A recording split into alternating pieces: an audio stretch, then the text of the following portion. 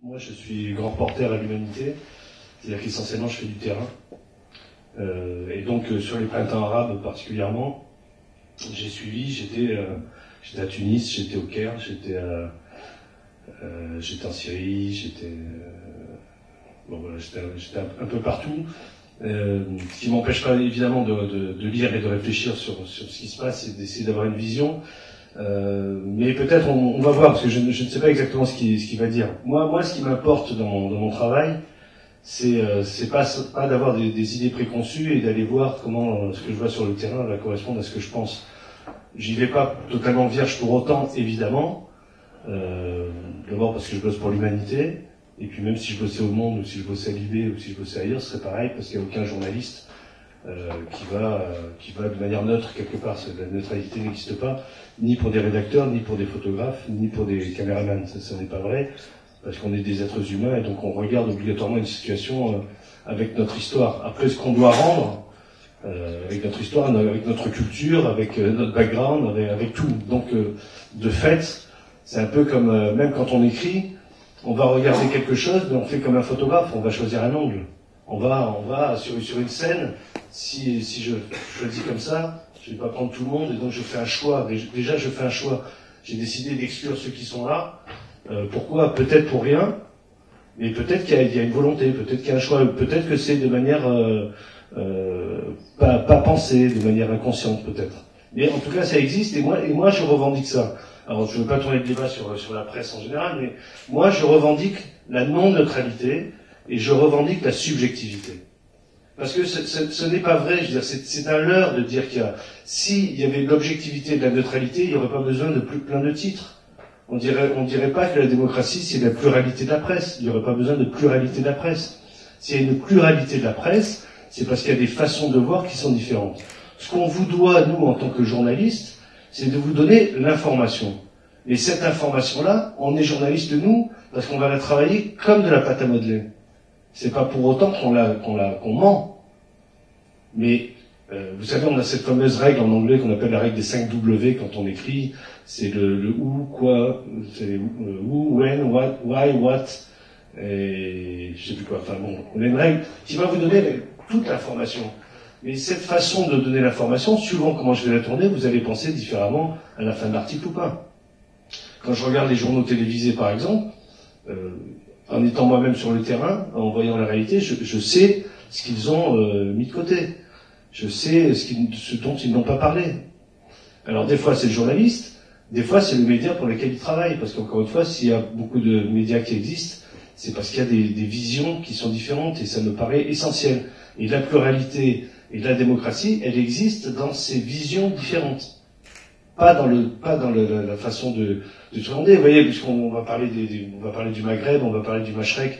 C'était une grande bataille en Algérie pour avoir d'autres journaux que Al-Moudjahid. S'il y a eu plusieurs journaux, d'abord, il y a beaucoup de copains algériens qui sont fait tuer parce qu'ils ont décidé de dire autre chose. Et s'il y a plein de journaux, c'est parce qu'ils allaient dire des choses différentes. Et je vois pas pourquoi en France, ce serait pas pareil. Donc la neutralité, pour moi, n'existe pas, elle n'est pas intéressante. Je ne suis pas un robot, je suis un être humain. Les peurs que je peux avoir quand je suis sur le terrain, elles m'appartiennent. D'autres, on les partage certainement parce qu'ils ont les mêmes problèmes et ils subissent les mêmes dangers. Mais ces peurs-là, quelque part, elles ressortent, de toute manière. De manière antipathique ou de manière... ça dépend. Donc, de fait, cette neutralité-là n'existe pas, et je crois que c'est ça qui est intéressant. Après, encore une fois, sur l'analyse politique de ce qui peut se passer, après il revient au lecteur, ou au téléspectateur, ou à l'auditeur, après d'essayer de discerner par lui-même ce qui va se passer. Mais on peut aussi avoir une analyse politique et mieux comprendre. Et ce qui est intéressant, c'est qu'au-delà des textes que les différents penseurs, les différents philosophes, les différents intellectuels, les différentes organisations peuvent publier, il y a aussi ce qu'on voit sur le terrain, sur qui est là et qui fait quoi. Il y a eu en Algérie à l'époque, il y avait ces grandes batailles qui disaient qui tue qui, pour essayer de dédouaner certains intégristes de ce qu'ils faisaient. Donc il y a le droit de poser cette question, évidemment. Quand on était sur le terrain en Algérie au début des années 90, les choses apparaissaient un peu différentes quand même, quand on voyait comment la maison de la presse, qui s'est appelée la maison Tahar Djaout, puisque Tahar Djaout a été un des premiers qui a été assassiné le sabre contre la plume, disait-il à l'époque. On voyait bien que c'était pas exactement ça. Donc certains ont décidé de mener cette campagne. Nous, à l'Humanité, on l'a pas épousé. Il n'empêche que sur ce qui se passe maintenant, actuellement, dans le monde arabe, et particulièrement, moi, je m'attacherai plus à la Tunisie et à l'Égypte tout à l'heure, parce qu'il y a vraiment des choses qui sont vraiment en cours. Moi, je trouve qu'il y a des choses qui se décantent, je trouve, d'un point de vue du regard extérieur, et je crois au sein de ces sociétés-là. Alors, il y a des recherches, il y a des tentatives, il y a beaucoup de choses qui se passent, c'est quelque chose qui est en ébullition, et je crois que c'est ça qui est intéressant. Et moi, si j'aime faire ce boulot, c'est parce que ça me permet non seulement d'aller sur le terrain, mais d'avoir le droit de poser des questions. C'est-à-dire, les gens comprennent parfaitement qu'on leur pose des questions, qu'on soit invité dans des endroits où, en tant que touriste, on n'irait pas spécialement, d'y aller, d'essayer de comprendre, de voir, de prendre le temps, d'être en confiance avec les gens, avec les familles, et particulièrement, moi, ce qui m'intéresse beaucoup, en général, vraiment en général, mais aussi dans ces pays, parce que je fais beaucoup le Proche et le Moyen-Orient, c'est de parler avec les femmes. Pour deux raisons. D'abord par rapport à leur vécu, mais aussi par expérience, depuis plus de 20 ans que je fais ce métier, quel que soit l'endroit du monde, je me suis aperçu que la parole des femmes était beaucoup plus vraie que la parole des hommes. Les hommes ont toujours une volonté, une tentative de forfanterie quand ils racontent quelque chose, ce que les femmes n'ont pas. Elles vont directement à l'essentiel, elles savent extraire très vite la substantifique moelle de ce qui s'est passé, et elles n'ont pas peur de se mettre en danger physique et de se mettre en danger intellectuel sur ce qu'elles vont raconter, ce qui n'est pas toujours le cas des hommes. Donc, un des problèmes qu'on a, évidemment, quand on n'assiste pas, nous, directement à une scène, c'est de recueillir des témoignages. Et recueillir des témoignages, c'est toujours très compliqué. C'est toujours compliqué parce qu'on sait même sur un accident de la route ici, comment le témoignage, il est tout de suite faussé par de multiples considérations. Donc, quand c'est des scènes de guerre, quand c'est des scènes d'atrocité, c'est encore pire. Et en plus, aujourd'hui, plus qu'il y a 20 ans ou 30 ans, se passe ces informations en boucle.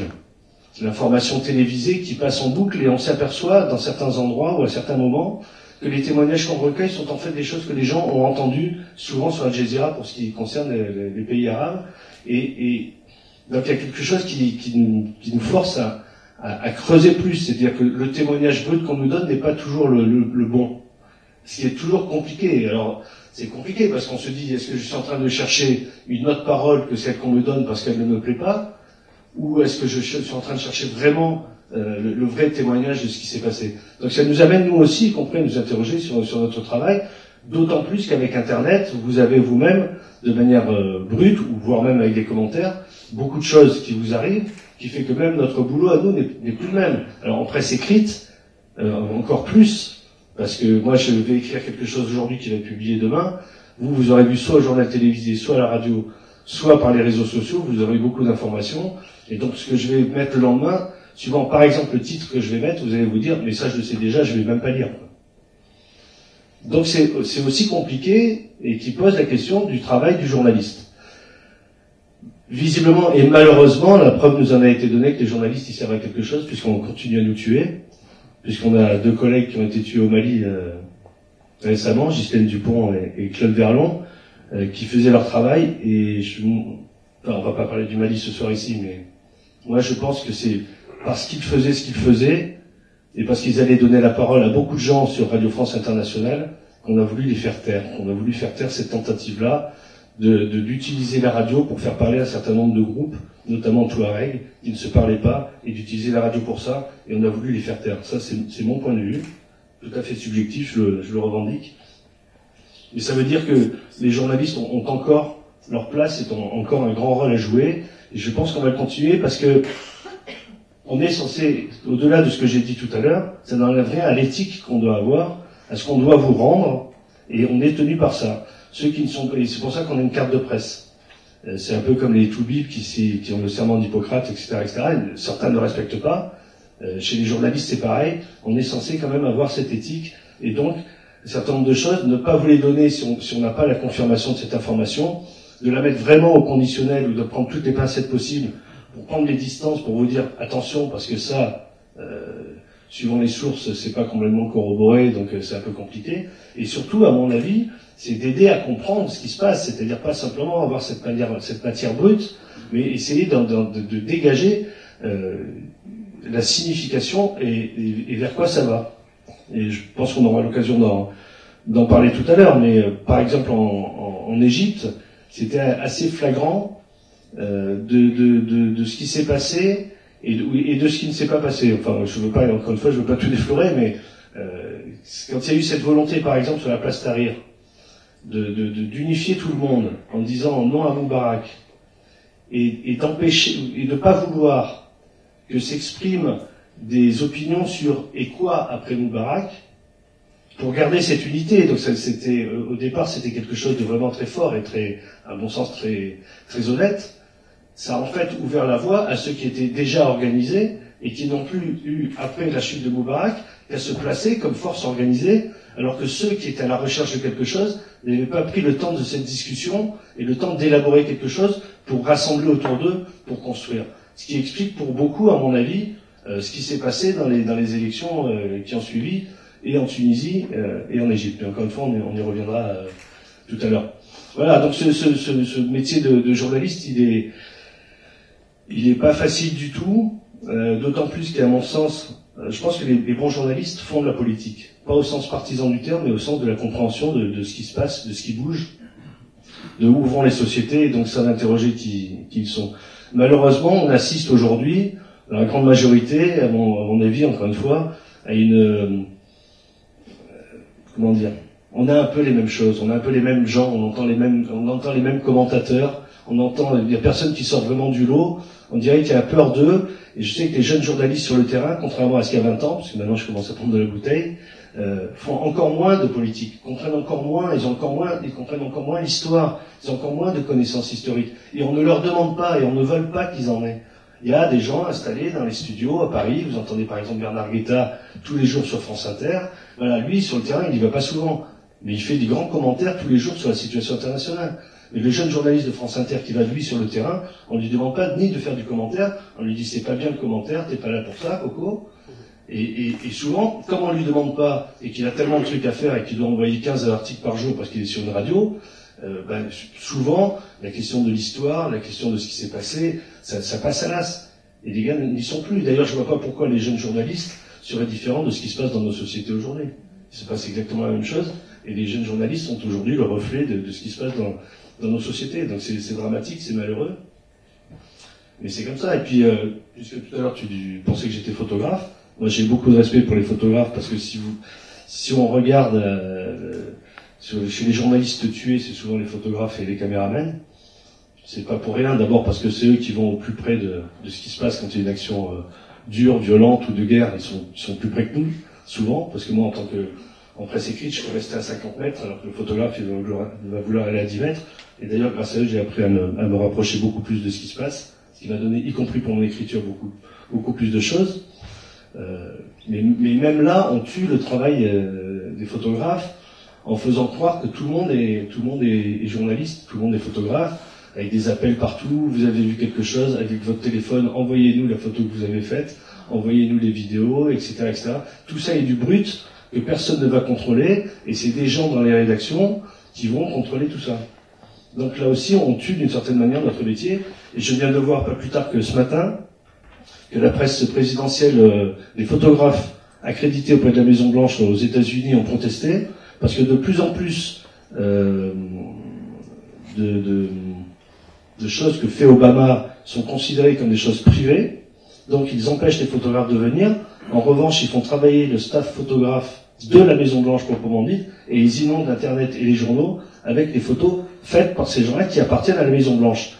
Alors, je disais que la neutralité, j'y crois pas, la subjectivité, j'y crois, et l'indépendance, j'y crois. Et voilà, quand quelqu'un est payé par la Maison Blanche pour faire des photos d'Obama, c'est clair qu'il y a un certain nombre de photos qu'on ne verra pas, qu'on n'aura pas, ou que le photographe ne fera pas, sauf à être viré. Ça, c'est évident. Voilà. Je vais boire un peu d'eau.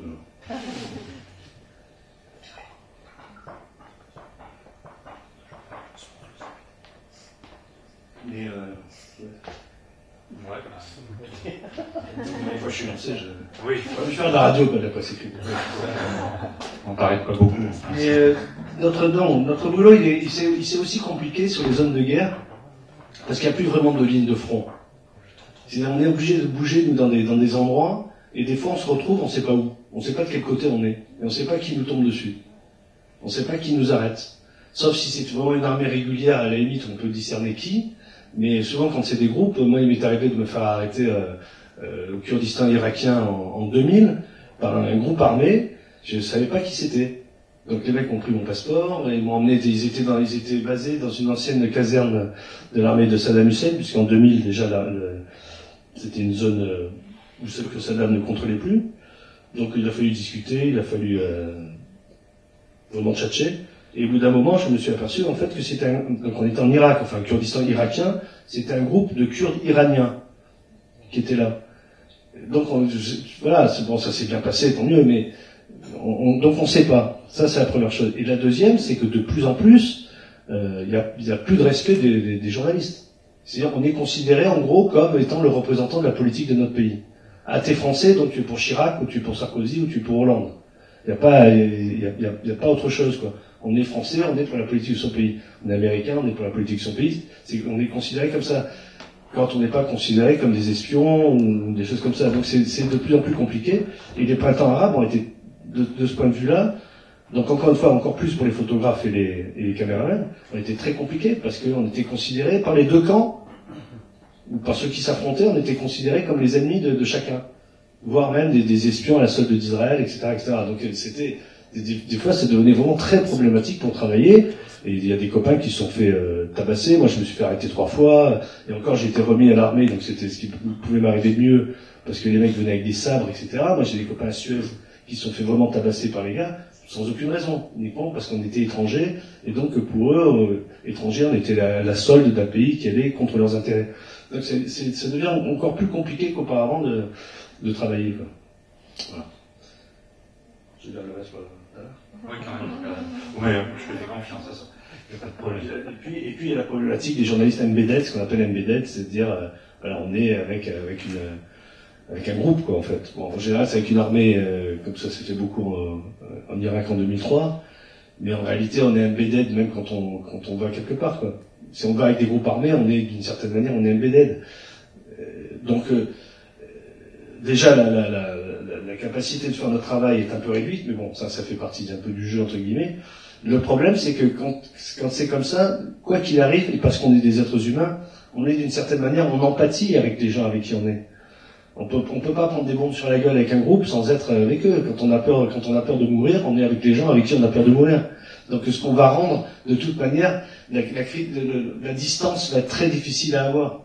C'est normal, c'est évident, c'est complètement humain. Donc d'une certaine manière, ça fausse aussi ce qu'on va pouvoir rendre. Voilà, c'est difficile d'y échapper, mais il faut qu'on le sache, quoi. Ça fait partie de ce travail où la neutralité ne peut pas exister et l'objectivité non plus. C'est aussi ça que je veux dire. Bah, moi, j'ai vu un spectacle il n'y a pas très longtemps au Festival de photoreportage de Saint-Brieuc, qui a été fait par c'est une pièce de théâtre qui a été montée sur un reportage photographique qui a été fait en Russie, en Tchétchénie, voilà, le nom m'échappait. Et la mise en scène, c'est un acteur qui joue le rôle du photographe, et c'est le contraire de ce que vous dites. Je ne dis pas ça pour vous rentrer dedans, mais vraiment, l'homme, il est accompagné par l'armée russe, et il est en empathie avec les Tchétchènes, qui sont attaqués par ces jeunes Russes bon, bah, c'est la guerre, les gens sont cinglés en guerre, hein, bien sûr. Il doit y avoir moyen, quand même, j'imagine, de prendre un peu de recul par rapport à cette empathie qu'on a avec les gens, que vous avez, pardon, moi je suis pas journaliste, hein, cette empathie que vous avez avec les gens qui vous accompagnent, j'imagine, enfin, je sais pas. Parce que moi, le spectacle que j'ai vu, c'était vraiment l'inverse. Ça m'a frappé ce que vous avez dit, parce que c'était totalement... l'homme que j'ai vu jouer, qui jouait le rôle du photoreporter, n'était pas contre les Russes qui l'accompagnaient, mais en tous les cas, il était pour les Tchétchènes, ça c'est sûr. Et il était avec les Russes, bien sûr, mais il regardait ces Tchétchènes se faire bousiller d'une façon horrible, quoi. Je ne peux pas vous dire le nom. C'est-à-dire que quand on est avec la force, on peut avoir un peu de sympathie pour ceux qui sont bousillés en face si on n'a pas vraiment la trouille pour soi-même. Ça, c'est clair. Mais là, parce que dans le conflit russe-tchétchène, de toute façon, mais vous voyez, sur ce qui se passe en Syrie actuellement, jusqu'à il y a 6 mois, en gros, on disait les journalistes ne peuvent pas travailler à cause du régime de Bachar al-Assad. D'accord ? Et c'est vrai qu'ils délivrent des visas au compte-gouttes. Il a fallu qu'on s'aperçoive qu'en réalité les autres faisaient pareil, voire pire, parce qu'on en a quand même déjà 4 Français journalistes qui sont retenus par des groupes dont on ne sait pas vraiment qui c'est, malgré les déclarations du Quai d'Orsay, sans compter les dizaines d'autres qui sont de nationalités différentes, qui ont cru qu'ils pouvaient entrer comme ça par la Turquie, etc., et qui n'ont pas pu travailler. Donc, pourquoi ils ont fait ce choix-là? Parce qu'en réalité, les grands médias ont pris aujourd'hui position sur il faut soutenir la rébellion syrienne contre le régime de Bachar al-Assad. C'est leur problème, je veux dire, peu importe. Mais c'est ça qu'ils ont fait au départ, en réalité. Et même s'ils allaient couvrir le côté Damas, ils allaient couvrir le côté Damas pour casser le régime de Bachar al-Assad. C'est le choix. C'est le choix qui est fait. C'est un choix politique, donc il peut très bien y avoir ça, je ne nie pas. Oui, non, mais pour la discussion. Bien sûr, non, mais vous avez raison. Non, mais en plus, je veux dire, comme disait Goethe, dans toute généralité, il y a ses singularités, donc c'est vrai. Mais quand on passe des jours, des semaines avec des groupes où on risque sa vie, à mon avis, il y en a qui sont peut-être beaucoup plus forts, mais ça me semble normal, quoi. Après, on peut garder après une distance, mais c'est vraiment quand on écrit bien après, quand on est sorti de l'enfer. Quand on est dans l'enfer, c'est impossible. Vous pouvez décemment pas dire, honnêtement, c'est impossible. Après coup, vous allez être sorti 3 semaines, 1 mois après, bon, vous pouvez écrire un peu différemment, c'est vrai. Mais, vous voyez, nous, dans l'Humain, on vient de publier un reportage à Alep qu'a fait une journaliste italienne. Moi, tout ce que j'avais entendu sur Alep, c'était l'armée syrienne, c'était dégueulasse. Ce qui est vrai. J'avais pas entendu l'autre côté. Elle nous raconte les 2 côtés. Et à Alep, les gens, ils en ont marre des 2. Mais ça, les grands médias ne le disent pas qu'ils en ont marre des 2. Et ça, c'est dramatique. Je veux dire qu'en Syrie, non seulement les exactions des intégristes, la mise en place de la charia dans le nord du pays, les gens n'ont pas demandé ça. Ils veulent en finir avec ce régime pourri de Bachar al-Assad, ce que je comprends, mais ils veulent instaurer une société qui décide eux-mêmes. Ils veulent pas des fous furieux qui viennent d'un peu partout leur imposer des choses qu'ils ne demandent pas. Et ça, les grands médias essaient de faire en sorte que vous voyez, et c'est très intéressant d'ailleurs si vous regardez un peu. Récemment sur France 24, ils ont interviewé un gars, un rebelle, et le gars dit non, mais nous on fait semblant d'être islamiste. C'est parce que comme ça, on sait que c'est mieux, on aura plus d'armes, on aura plus d'argent, etc. Déjà, c'est un petit problème. Mais bon, en gros, France 24 essaye de nous dire, ne croyez pas que cette rébellion-là, c'est vraiment des islamistes. Ils se cachent exprès parce qu'ils utilisent juste pour avoir l'argent, pour avoir les armes, pour combattre le régime de Bachar al-Assad. Dans le Washington Post, quasiment le même jour, il y a un article qui montre comment il y a de plus en plus de groupes djihadistes qui rentrent par la Turquie et qui constituent le gros des troupes. Moi, je suis allé en Syrie. Malheureusement, ces petits jeunes-là n'étaient pas formés, les jeunes Syriens. Ils sont pas formés. Les mecs qui entrent en ce moment sont formés. Ils sont formés dans des camps en Libye. Ou de la même manière, en Libye, j'ai vu les jeunes de Benghazi se faire tuer. Moi, j'ai vu un jeune se tuer tout seul avec sa calache. Il s'est tué tout seul parce qu'il savait pas s'en servir. Mais c'est clair. Et après, on m'a expliqué qu'à Misrata, il y a eu des grands combats qui ont été menés. Mais à Misrata, il y avait déjà des forces spéciales françaises et britanniques qui étaient déjà sur place. Et ça, tout le monde l'a passé sous silence. Sans parler de la grande bourgeoisie libyenne en exil, qui elle a bien gardé d'envoyer ses enfants combattre. C'était les petits jeunes sans rien, désœuvrés de Benghazi qui sont allés combattre. Les autres, ils étaient encore dans les universités à Londres ou à Washington. Tout ça, on n'en parle pas. Donc, là aussi, c'est des choix. C'est un peu ce que je disais tout à l'heure. D'essayer de photographier ça et pas le reste. Donc, c'est un peu... Oui, c'est normal. Bien sûr, c'est normal. Mais moi, je dis que c'est normal. Je le comprends. Je suis pas naïf. Je le comprends parfaitement. Mais j'aimerais que tout le monde en soit conscient. C'est ça j'aimerais que tout le monde en soit conscient. Parce que Il me semble qu'on dirait qu'il y a une presse qui est objective et neutre qu'on peut croire, et puis une autre presse qu'on ne peut pas croire. Et ça m'embête un peu, quoi. Mais moi j'ai été primé du prix Bayeux des correspondants de guerre sur le reportage que j'ai fait dans le camp de réfugiés de Jenin en Palestine. J'étais le seul journaliste à être entré pendant l'offensive israélienne. Mais ça a été, à part ce prix, ça a été silence sur toute la ligne. Les grands médias ont fait comme s'il n'y avait eu aucun journaliste à l'intérieur du camp. Pourquoi? Parce que j'ai parlé de ce que j'ai vu, j'ai parlé des massacres que j'ai vus, j'ai parlé de comment ils ont détruit les maisons, comment avec des gens dedans, comment ils ont remué à coups de bulldozer les trucs pour cacher les corps, etc., etc. Donc ça n'a pas plu, parce qu'il fallait pas en parler, et donc ça fait silence, motus et bouche cousue. Voilà. Voilà des réalités. Donc mais c'est normal, c'est une matière vivante l'information. Votre article n'a pas été publié à l'humanité. Si. Oui, mais le problème c'est que l'humanité c'est un tirage qui est quand même beaucoup plus réduit que certains autres médias.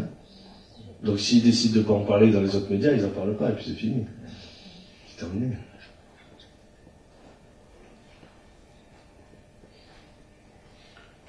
Donc tout ça, on n'a pas la vraie vérité c'est ce qui se passe dans les livres.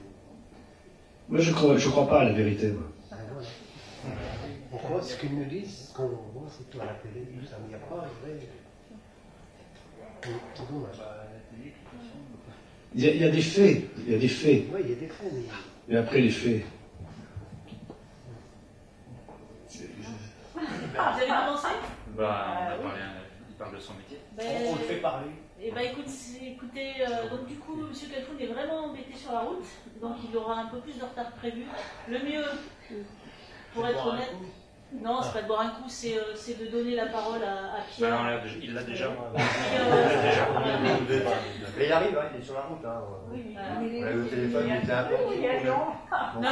Alors du coup en fait, non, bon,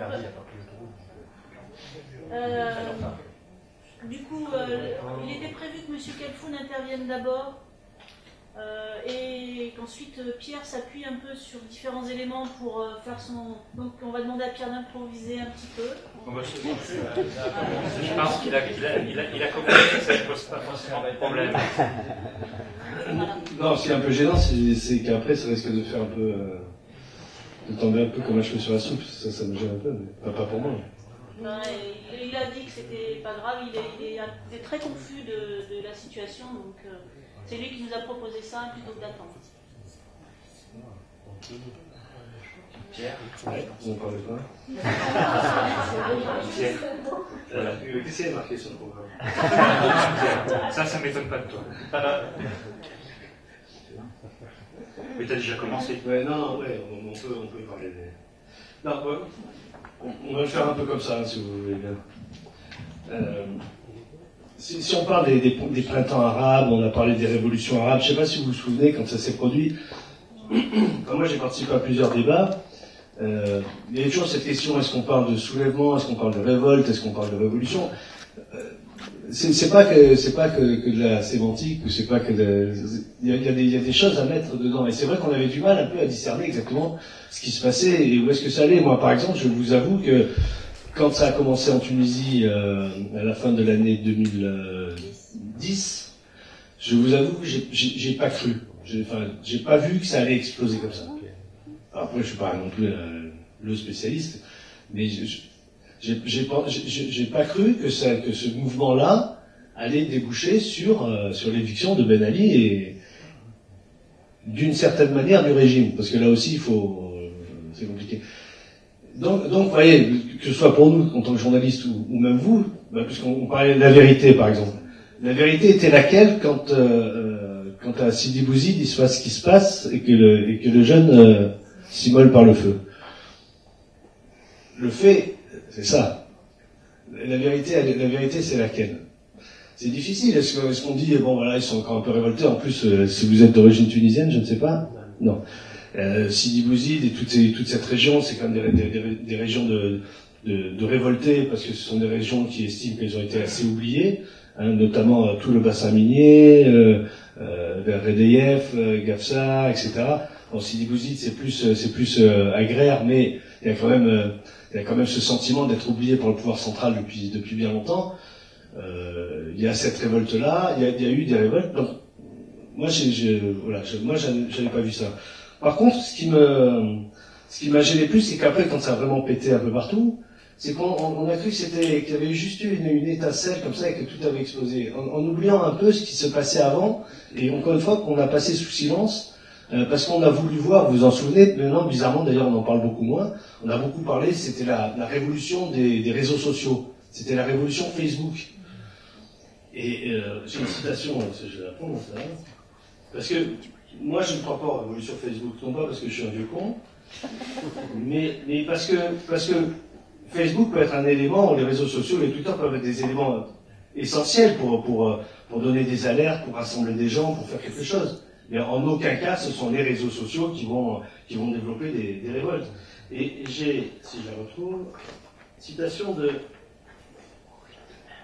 Je suis un peu bordélique, j'ai dit.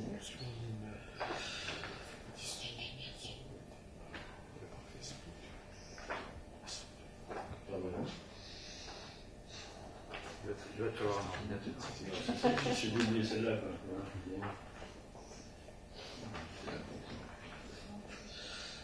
C'est intéressant.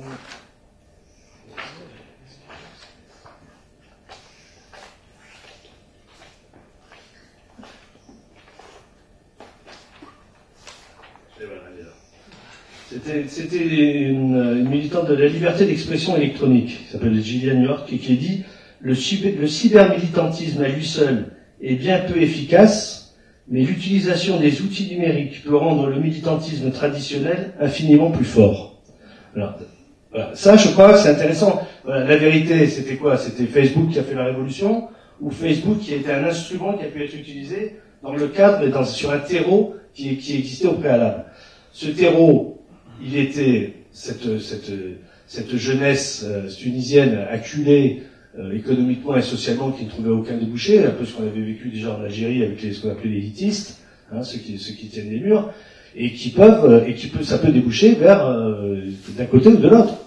Comme en France, ça peut déboucher vers le Front National, ou ça peut déboucher vers des solutions beaucoup plus progressistes.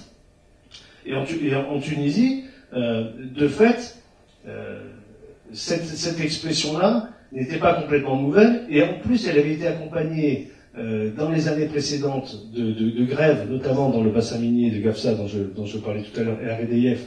Donc il y avait déjà, qui donnait une connotation sociale beaucoup plus forte que la simple révolte de non à un régime et non à Ben Ali, avec tout ce que ça impliquait sur la corruption, enfin, vous connaissez le régime de Ben Ali, et un pays où les choses sont évidemment, comme partout, beaucoup plus complexes que ça, avec un syndicat, l'Union Générale des Travailleurs Tunisiens, qui est un syndicat qui a une grande histoire, puisqu'il a joué un très très grand rôle dans la lutte pour l'indépendance de la Tunisie, contre les Français, et qui en même temps, au fur et à mesure des années, sous Bourguiba d'abord, puis sous Ben Ali, s'est transformé, en tout cas dans sa composante centrale, nationale, comme un rouage du régime, ce que n'étaient pas les sections syndicales locales. Et qui ont joué aussi, parce que on a beaucoup parlé de Tunis, parce qu'évidemment on parle toujours beaucoup des capitales, et si on avait été voir un peu plus profondément dans le terreau social tunisien, on se serait aperçu que ce qui s'était passé auparavant a beaucoup joué sur ces révoltes-là, qui explique pourquoi, une fois le régime tombé, ça ne s'est pas arrêté. De la même manière, en Égypte, et ça, je reviens à ce que je disais tout à l'heure, il y a eu cette volonté de garder l'unité en disant non à Moubarak, non au régime, il faut qu'il tombe, et cette volonté de ne pas discuter, mais pour autant, et on voit ce qui se passe actuellement, et je pense qu'on va en discuter, ils n'ont pas désarmé, ils n'ont pas abandonné, ils ont dit bon, la révolution continue, et ils ont pris des nouvelles formes. Parce que je pense qu'il y a eu aussi beaucoup de leurre dans ce qui s'est passé, parce que on sait quels sont ces régimes, on sait, soutenus d'ailleurs par les pays occidentaux, les Moubarak, les Ben Ali, etc. Ce qu'on oublie un peu, c'est qu'est-ce qui se passait dans ces pays, quel était le rôle, puisqu'aujourd'hui ils ont quand même un rôle central, de ceux qui se réclament de l'islam politique. Et pour être bien clair ici, je fais un grand distinguo entre l'islam politique et la religion, l'islam, que je respecte profondément. Et ceux qui instrumentalisent la religion, comme ça a pu être le cas aussi en Europe avec les démocraties chrétiennes, etc., ceux qui instrumentalisent les religions à des fins politiques, je pense qu'il y a un très très grand danger, parce qu'on n'est plus dans le rationnel et on ne peut plus discuter. Donc autant l'islam est une religion, une grande religion, avec tout le respect que j'ai, autant ceux qui instrumentalisent à des fins politiques l'islam prennent leurs responsabilités devant l'histoire, et ils la prennent même très vite en ce moment. Parce que si on revient un peu sur la montée de l'islam politique au Maghreb et surtout au Mashrek, c'est-à-dire au Moyen-Orient, on s'aperçoit qu'ils ont eu un rôle non négligeable politique et économique. Il y a eu la création des frères musulmans en 1928 en Égypte, mais très très vite, ce mouvement s'est inscrit contre le nationalisme arabe et contre les mouvements communistes dans le monde arabe. Et tout de suite après la Seconde Guerre mondiale, ça a été très clair parce que les États-Unis ont vite compris, dans le cadre de la guerre froide, l'ennemi étant l'Union soviétique et les mouvements communistes et les mouvements progressistes, ont vite compris l'utilisation qu'ils pouvaient avoir avec ces mouvements-là. D'où la montée très très forte qui s'est produite, financée notamment par l'Arabie Saoudite jusqu'en 90-91, j'y reviendrai, et puis cette volonté dans les années après les années 67, après la chute, la guerre des 6 jours contre Israël, de donner un autre sens et d'essayer de battre en brèche le nationalisme arabe qui avait été d'une certaine manière défait avec la guerre des 6 jours. Et on s'en aperçoit vite parce que l'ennemi, c'était quand même Nasser, qui était soupçonné, et pas soupçonné seulement d'ailleurs, de travailler avec les soviétiques, notamment pour les questions d'armes, mais dès qu'il est mort et qu'il a été remplacé par Anwar el-Sadat, la première chose qu'il a faite, c'était de se rapprocher des États-Unis, avec une espèce de slogan un peu ambigu que Georges Corm, l'économiste libanais Georges Corm, résumait en ces termes, oui à l'Occident, non à Israël. Et donc ça a été un peu toute l'ambiguïté qu'avait Anwar el-Sadat, qui s'est beaucoup appuyé sur les frères musulmans, même si après il a été lui-même tué par des islamistes. Je pense que de toute manière, cet islamisme politique dit modéré, de toute manière génère un certain nombre de mouvements qui vont être de toute façon des mouvements très violents. Mais l'intérêt n'est pas là. L'intérêt est que les États-Unis ont très vite compris donc comment est-ce qu'ils pouvaient utiliser cet islam politique. Et il y a un très bon bouquin qui a été traduit en français, fait par un journaliste américain qui s'appelle James Cooley, qui s'appelle CIA Jihad 1953-51 2000.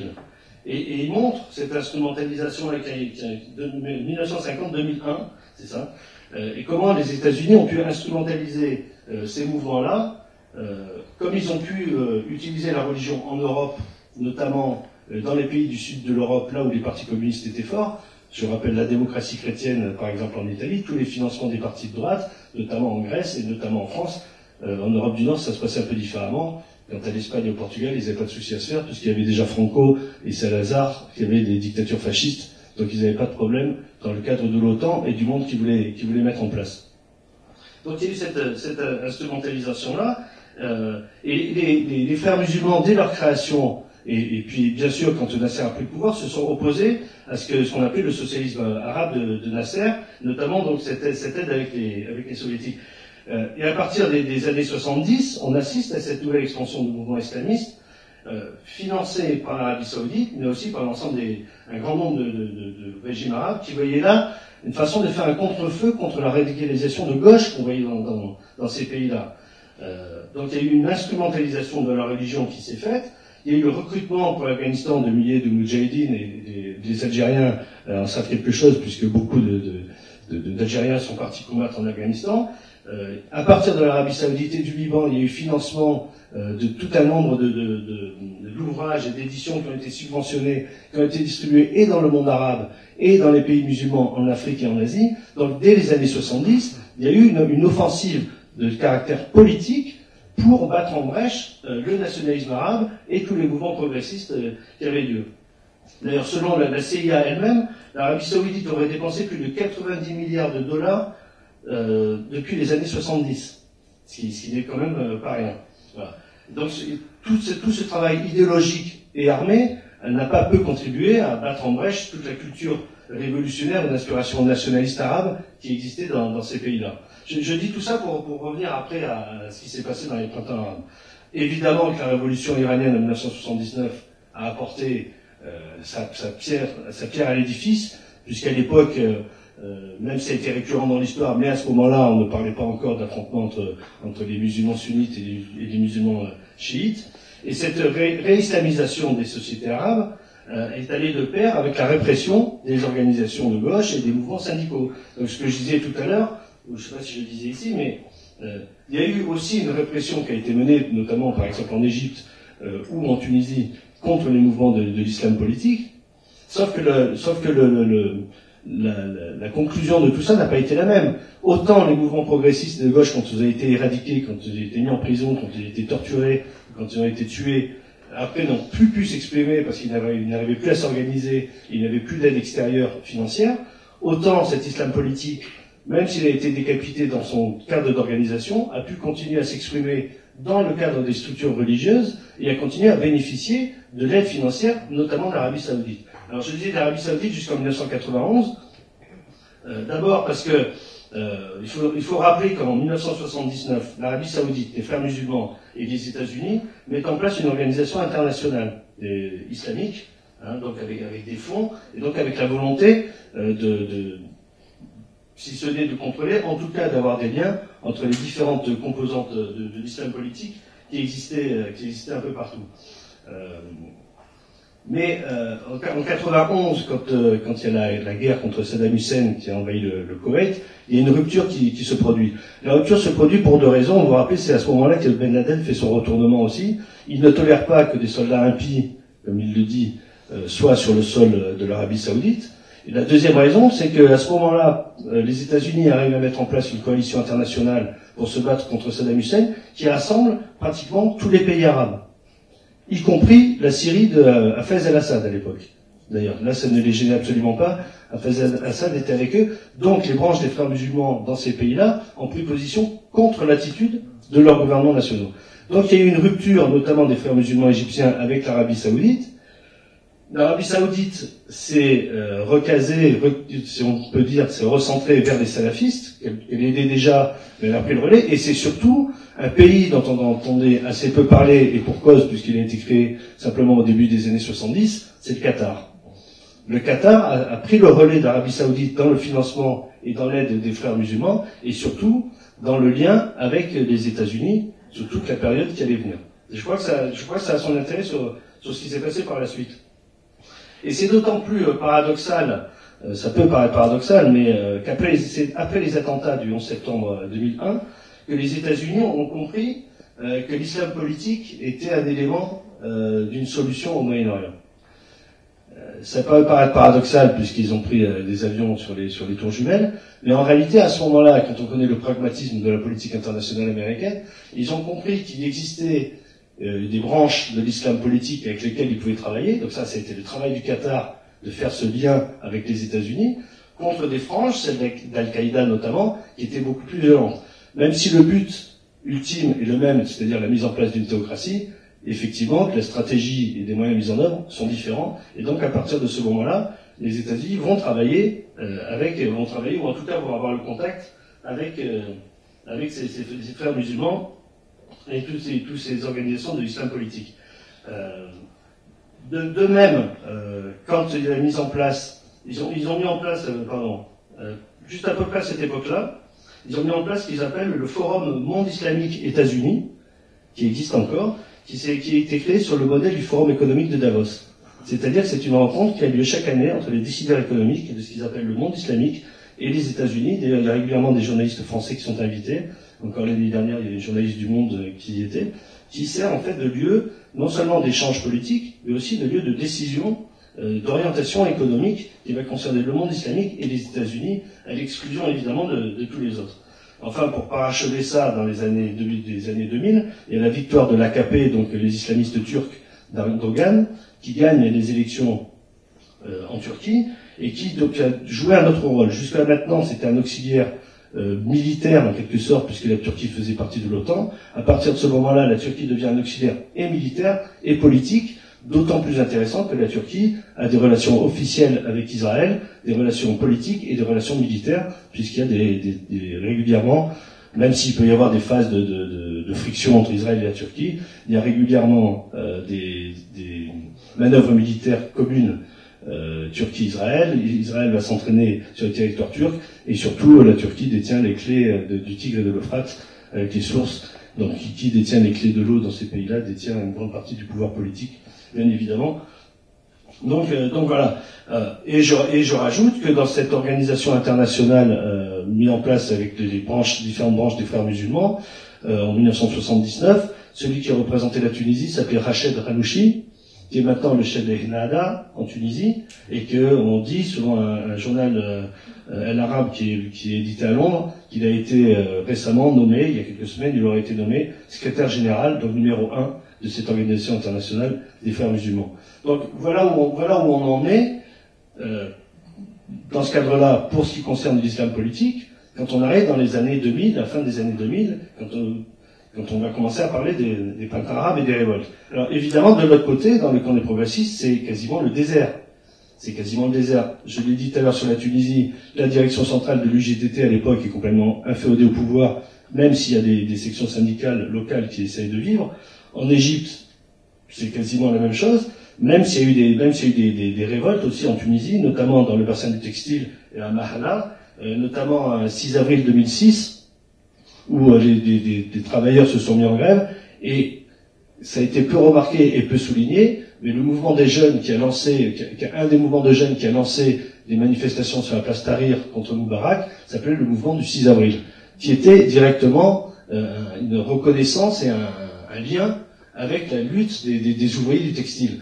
Donc c'est intéressant. Donc on n'est plus dans Facebook, on n'est plus simplement dans Moubarak. Il y a un lien direct avec des luttes sociales et donc la construction d'une autre société. Sauf que ces progressistes-là, ces gens qui veulent une autre société, sont complètement à poil, si je peux dire de manière triviale. C'est-à-dire ils sont pas organisés, il n'y a pas de structure organisée, ils n'ont évidemment pas d'argent. Donc tout ça, très difficile à faire vivre, alors que les autres ont, que ce soit le pouvoir en place ou l'islam politique, ils ont des moyens, ils ont des journaux, ils ont des radios, ils ont des télévisions, donc tout ce qui sert évidemment à toucher le grand public, sans compter, pour asseoir ce que j'ai dit tout à l'heure sur le pouvoir, même s'ils ont été éradiqués, les islamistes politiques, ils ont continué à faire ce qu'ils ont fait un peu partout, c'est-à-dire à utiliser une politique néolibérale qui a été mise en place, notamment après Nasser et notamment par Sadat, c'est-à-dire plus de services publics, plus de rôle de l'État, etc.